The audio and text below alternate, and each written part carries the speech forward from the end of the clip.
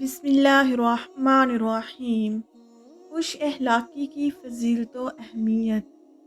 हज़रत आयशा सिद्दीक़ा रज़ी अल्लाह ताला अन्हुमा से रवायत है, फरमाती हैं कि मैंने रसूलुल्लाह सल्लल्लाहु अलैहि वसल्लम से सुना।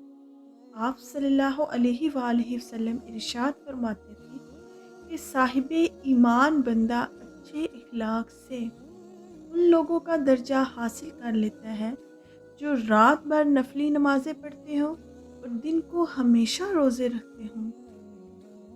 अन आयशता क़ालत समिअतुन नबिय्य सल्लल्लाहु अलैहि वसल्लम यक़ूलु इन्नल मुअमिना युद्रिकु बिहुस्नि खुलुक़िहि दरजाति क़ाइमिल लैलि साइमिन नहारि।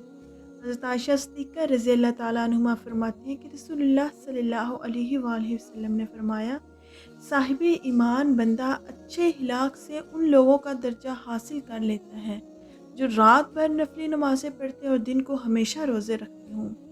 मतलब ये है कि अल्लाह के जिस बंदे का हाल हो कि वो अकीदा और अमल के लिहाज से सच्चा मोमिन हो और साथ ही उसको हुस्न अखलाक की दौलत भी नसीब हो, तो अगरचे वो रात को ज़्यादा नफली नमाज़ें ना पढ़ता हो, कसरत से नफली रोज़े भी ना रखता हो, लेकिन फिर भी वो अपने हुस्न अखलाक की वजह से इन शब बेदारों इबादत गुजारों का दर्जा पा लेगा जो काइमिन लेली और साइमिन नहार होंगे, यानी जो रातों को नफल पढ़ते होंगे, जो रातों को नफली इबादतें करते होंगे और दिन को रोज़े रखते होंगे।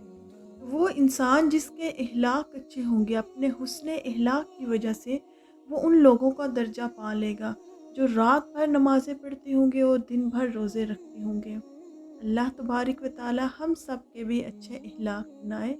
आमीन सुम्मा आमीन। सदक़ल्लाहुल अज़ीम। सदक़त या रब्बुल आलमीन। वीडियो अच्छी लगी हो तो लाइक शेयर और सब्सक्राइब कीजिए। फ़ी अमानिल्लाह।